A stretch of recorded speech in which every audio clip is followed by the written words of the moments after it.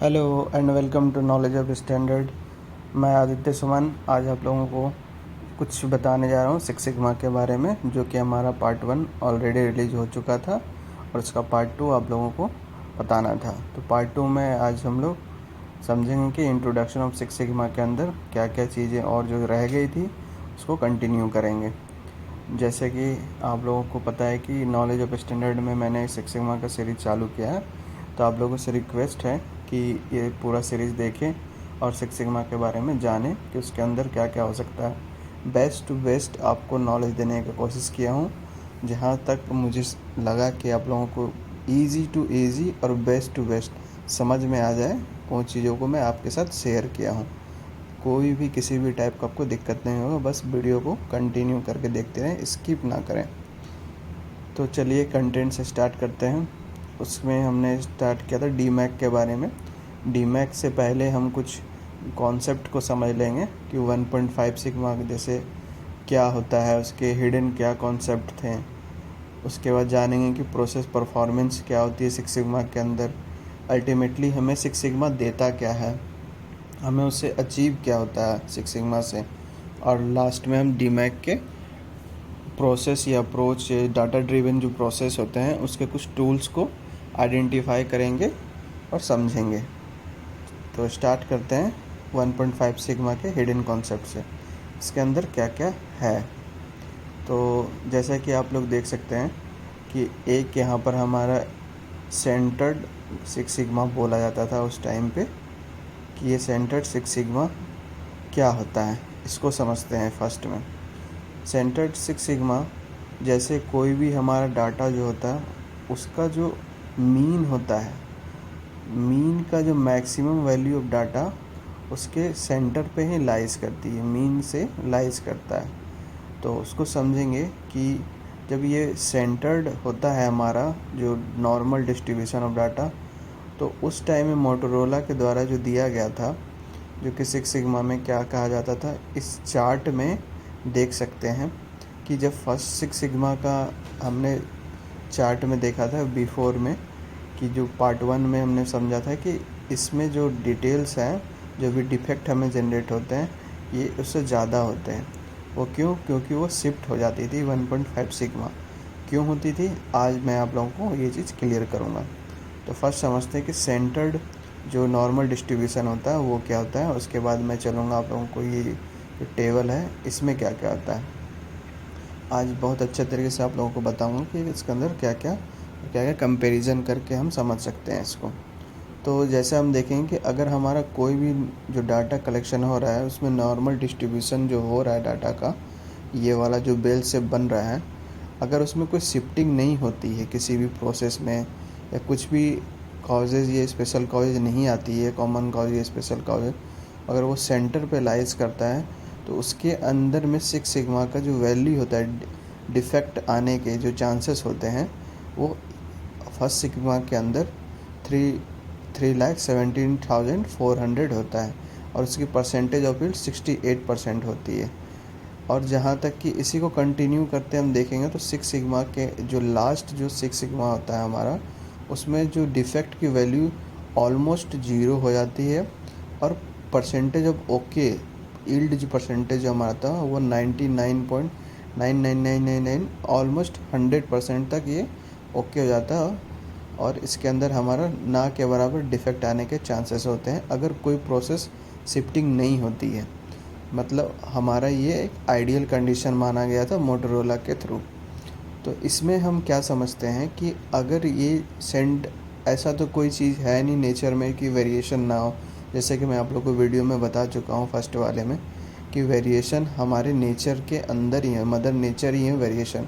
कोई भी प्रोसेस हो, कोई भी सिस्टम हो, वो वेरिएशन आता है। तो इसी तरह से इसके अंदर भी सिक्स सिग्मा के अंदर भी ऑब्ज़र्व किया मोटोरोला के द्वारा कि इसके अंदर भी सिग्मा जो है वो टाइम टू टाइम शिफ्ट करता है ऑलमोस्ट 1.5 सिग्मा। तो आइए समझते हैं इसको कि कैसे शिफ्ट करता है ये। उसको समझने के लिए हमें ये सेंटर्ड नॉर्मल डिस्ट्रीब्यूशन को, जिनको ये नहीं पता है उसके लिए मैं थोड़ा सा डिटेल में समझा देता हूँ। कि सपोज़ जैसे हमने कोई डाटा कलेक्ट किया, एग्ज़ाम्पल के थ्रू है ये, कि कोई डाटा कलेक्ट किया, उसका जो मोस्ट जो डाटा आएगा, मोस्ट जो डाटा है, जैसे यहाँ लिखा हुआ है कि सेट ऑफ जो data has the centre located at the mean, means के जो ऑलमोस्ट सारे मीन से मैक्सिमम डाटा नंबर मीन पर लाई करेंगे, तो ये आपको ऑटोमेटिक बेल शेप जनरेट करेगा। और जो मीन से जो maximum number of data lies करेगा, यही हमारा सेंटर्ड नॉर्मल डिस्ट्रीब्यूशन कर्व कहलाता है, और सेंटर्ड ये कर्व बोला जाता है इसे। और इसको डिटेल में समझने के लिए आप हिस्टोग्राम के वीडियो पे जाके देख सकते हैं, लिंक मैं आपको डिस्क्रिप्शन में डाल दूँगा। तो ये होता है सेंटर नॉर्मल डिस्ट्रीब्यूशन, जो कि आपको मैंने अभी समझाया। आगे समझते कि ये शिफ्टिंग कैसे होती है। शिफ्टिंग के लिए मैं आपको ये ग्राफ के थ्रू समझा देता हूँ कि इससे आपको काफ़ी हेल्प मिलेगी समझने में। तो जैसे एक 6 सिग्मा का ये प्लॉट बनाया हुआ है कि first sigma, second sigma positive, और ये 3 सिग्मा पे मैंने ले रखा है। एग्ज़ाम्पल के लिए ये कुछ एकदम परफेक्ट नहीं है, एग्ज़ाम्पल के लिए, ताकि आप लोगों को समझ में आए कि इस ±1 सिग्मा के अंदर कोई हमारा नॉर्मल डाटा जो है वो डिस्ट्रीब्यूट हो रहा है सपोज। तो इसमें हम क्या देखेंगे कि इस पोर्शन में जो भी हमारा डिस्ट्रीब्यूशन हो रहा है, एक लॉन्ग टर्म के बाद, यानी एक टाइम पीरियड के बाद, जो कि लॉन्ग और शॉर्ट टर्म में डिस्ट्रीब्यूट किया जाता है, उसको समझाऊंगा आगे मैं आपको। उसके अंदर कॉमन और स्पेशल काउजेस के कारण वो जो यहाँ पे जो एक सिग्मा है, 1 सिग्मा और प्लस 0.5 सिग्मा, ये शिफ्ट हो रहा है, मतलब 1.5 सिग्मा ऑलमोस्ट शिफ्ट हो रही है प्रोसेस। जो भी हमारा एक टाइम पे हमने ऑब्ज़र्व किया कि ये प्रोसेस हमारा सेंटर पे था, लेकिन कुछ टाइम के बाद ये प्रोसेस एक पॉजिटिव या नेगेटिव इधर भी आ सकती है, दोनों में से किसी एक साइड ये शिफ्ट कर जा रही है, जो कि नेचर है इसका, किसी भी प्रोसेस का। तो इसीलिए हम इसको समझेंगे कि ये जो 1.5 सिग्मा शिफ्ट हो रहा है ऑलमोस्ट, यहाँ से हम देख रहे हैं कि ग्राफ में ये ब्लू वाली जो बेल शेप बन रही है, ये शिफ्ट हो चुकी है। क्यों? इसके अंदर कॉमन काउजेज आ रहे हैं और कुछ स्पेशल काउजेज आ रहे हैं। तो इन्हीं दोनों काउजेज को ख़त्म करने के लिए 6 सिग्मा को देखा जा सकता है कि क्या क्या हमारे काउजेज होते हैं स्पेशल और कॉमन, उनको कम कर सकते हैं। तो इन्हीं कॉमन और स्पेशल काउजेज के कारण हमारा 1.5 सिग्मा जो है वो शिफ्ट हो जाता है। तो ये पॉजिटिव भी हो सकते हैं और नेगेटिव भी हो सकते हैं, गारंटी नहीं है कि मतलब किस साइड जाएगी। तो ये आपका कॉन्सेप्ट यही शो करता है कि फिर से मैं आपको रिपीट कर देता हूँ कि कॉमन काउजेज़ हो सकते हैं इसके पीछे के रीज़न, और स्पेशल काउजेज़ के कारण। कॉमन काउजेज़ और स्पेशल काउजेज़ को आपको और डिटेल में मैं कंट्रोल चार्ट्स के वीडियो में समझा चुका हूँ, तो आपको देखना और समझना है और अच्छे तरीके से, तो उसमें आपको पूरा क्लियरली समझ में आ जाएगा। तो इसीलिए आप लोगों को छोटे छोटे टर्म को, बैक वीडियोस को देखना ज़रूरी है। तो ये आप लोगों को आई होप समझ में आया हो कि 1.5 सिग्मा जो हमारा शिफ्ट होता है ये क्यों हो रहा है। तो आगे समझते हैं इसके बारे में कि जो मैं आपको शॉर्ट टर्म और लॉन्ग टर्म बता रहा हूँ कि ये जो 1.5 सिग्मा जो है शॉर्ट टर्म और लॉन्ग टर्म में क्या हो रहा है। तो एक चार्ट जो है हमारा, ये जो है शॉर्ट टर्म वाला चार्ट है, और एक लॉन्ग टर्म वाला चार्ट है जो कि मोटोरोला के थ्रू ऑब्ज़र्व किया गया था। इसमें क्या पाया जा रहा है कि जैसे हम सिग्मा को हम सिर्फ डिफेक्ट को ऑब्ज़र्व करेंगे और लास्ट देखेंगे कि दोनों साइड में क्या वेरिएशंस है, क्या क्या 1.5 सिग्मा शिफ्ट होने पे क्या क्या डिफरेंस आ सकते हैं।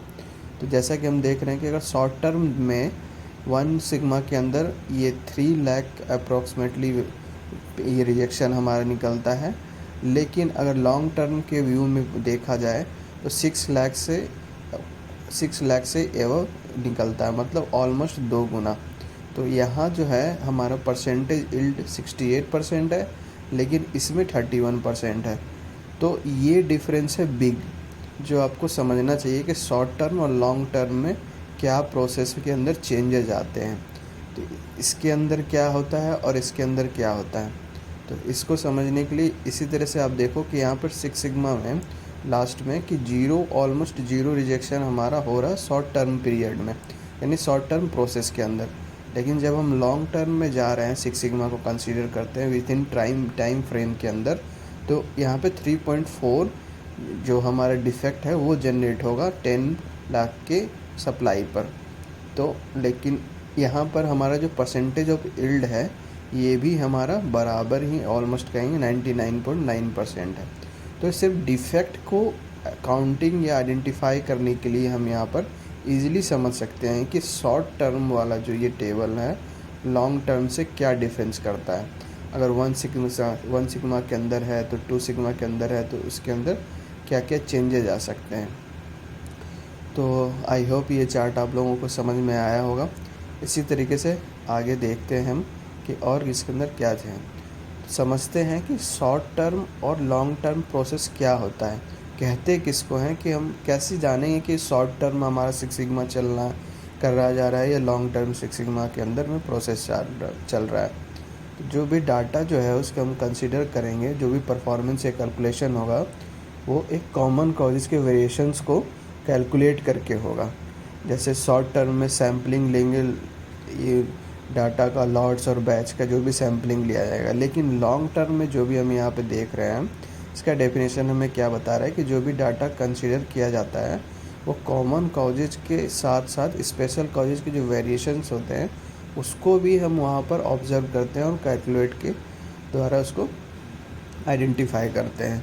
इसमें हमारा जो है टाइम फ्रेम बिगर होता है, लेकिन शॉर्ट टर्म में शॉर्ट मतलब कम टाइम फ्रेम में लिया जाता है। लॉन्ग टर्म प्रोसेस में हमारा टाइम फ्रेम काफ़ी लंबा चलता है। तो आई होप ये आप दोनों को शॉर्ट टर्म और लॉन्ग टर्म के बारे में समझ में आया होगा। हम आपको आगे और समझाते हैं कि इसमें जो डिफरेंस है वो कैसे आइडेंटिफाई करते हैं कि हमारा शॉर्ट और लॉन्ग टर्म है। ये सिग्मा लेवल्स हैं 2, 3, 4, 5 और 6, ये शॉर्ट टर्म में जो भी होता है। और लॉन्ग टर्म में जैसे हम आपको बताए अभी कि 1.5 सिग्मा शिफ्ट हो रहा है 1.5 सिग्मा, तो 2 में अगर शिफ्ट हो रहा है तो ये सिग्मा लेवल हमारा 0.5 आ जा रहा है। इसी तरीके से 3 सिग्मा लेवल जब शॉर्ट टर्म में हम देखते हैं तो ये 6 सिग्मा जो है लॉन्ग टर्म में 1.5 हो जा रहा है। तो लॉन्ग टर्म का ऑब्जर्वेशन में हमें पाया गया कि शॉर्ट टर्म के कंपैरिजन में लॉन्ग टर्म हमारा 4.5 सिग्मा ही गेट होता है, हम वो यहीं तक अचीव कर पाते हैं।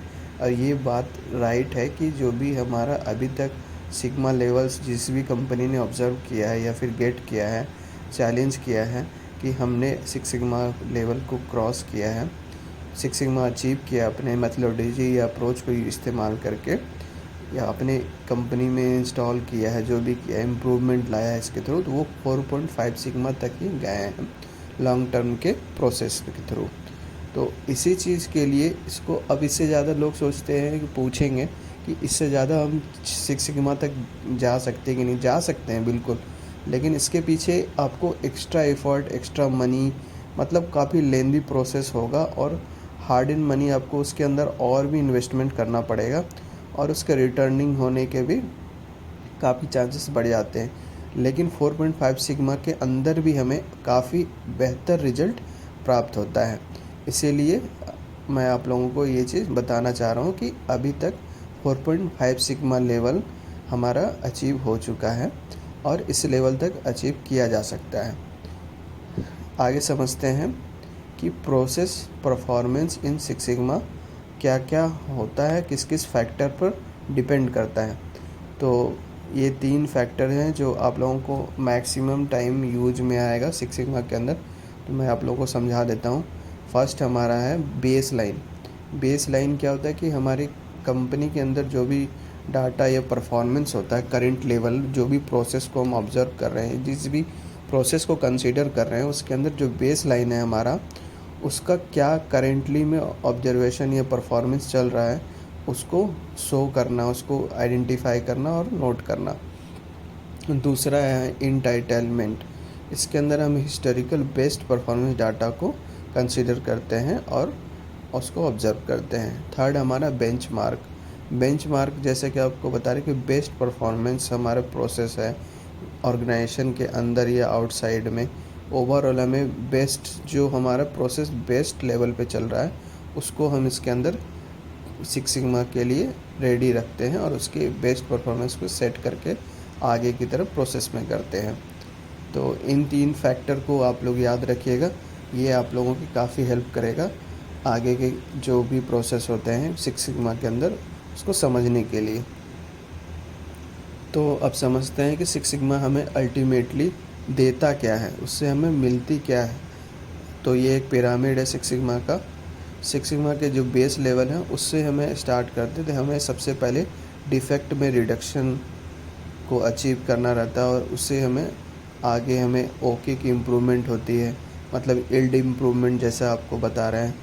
उससे हमें क्या मिलेगा, उससे नेक्स्ट स्टेप कस्टमर की सेटिस्फेक्शन मिलती है और लास्ट में हमें उसका आरओआई मिलता है। आरओआई मतलब जो भी आपने इन्वेस्टमेंट किया है उसका रिटर्न मिल जाता है।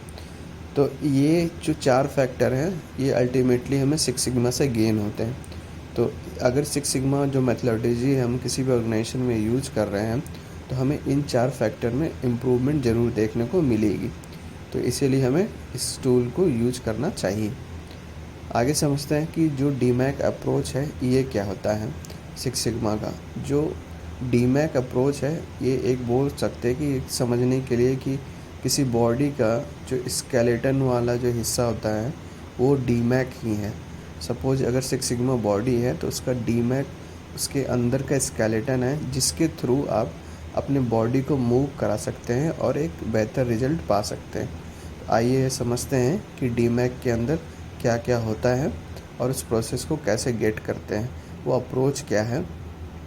सिंपली डीमैक एक डाटा ड्रिवन प्रोसेस है। मैं आपको समझा देता हूँ कि डाटा ड्रिवन प्रोसेस क्या क्या होता है।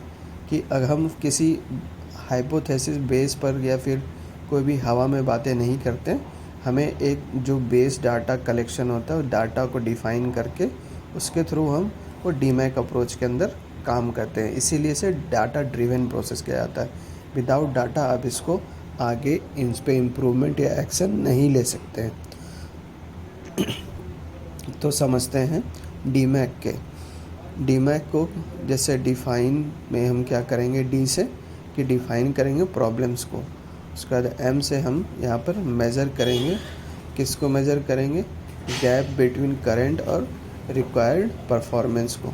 जो हमारा करंट परफॉर्मेंस चल रहा है और जो हमें ज़रूरत है उसको मेज़र करेंगे। ए से हम यहाँ पे क्या करेंगे कि उस मेज़र करेंगे जो नीड है, हमें एडजस्टमेंट करेंगे, उसको एनालाइज़ करेंगे। उसको एनालाइज़ करके उस पर एलिमिनेट करने की उसको कोशिश करेंगे जो टूल्स के थ्रू होगा। इसी के बाद हम समझते हैं इम्प्रूवमेंट को। इम्प्रूवमेंट के अंदर क्या होता है कि जो भी हमारा एनालाइज़ करने के बाद एक्शन लिया जाएगा, उसको सॉल्यूशन आएगा, उसको इम्प्लीमेंट करेंगे, उसको बेस्ट सॉल्यूशन पे इम्प्लीमेंट करेंगे। और सी में हम समझते हैं कि उसको कंट्रोल करेंगे। जो भी हमारा इम्प्लीमेंट हुआ है उसको किस तरीके से कंट्रोल करेंगे ताकि वो मेंटेन रहे और चीज़ों को रिजल्ट जो हमें चाहिए वो मिल पाए। तो ये डीमैक का एक बेसिक अप्रोच होता है, या फिर आप इसको डिफ़ाइन समझ लीजिए या रोड मैप समझ लीजिए। तो आप लोगों को मैं आगे समझाता हूँ कि इसके अंदर क्या क्या टूल्स होते हैं।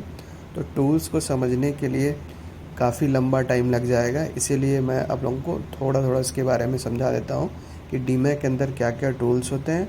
आप लोगों को उसके बाद समझ में आ जाएगी चीज़ें। तो फर्स्ट में इसके जैसे रोड मैप को समझते हैं कि डी के अंदर डिफ़ाइन हम क्या क्या करते हैं। डिफ़ाइन के अंदर हम लॉन्च टीम करेंगे फर्स्ट में, जो कि यहाँ पे आपको दिख रहा होगा डी में।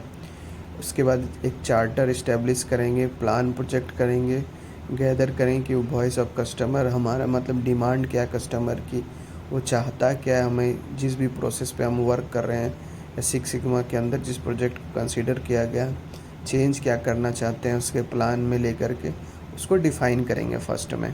उसके बाद हम मेज़र करेंगे कि जो हमारा प्रोसेस क्या है उसको मेज़र करेंगे और डॉक्यूमेंट करेंगे।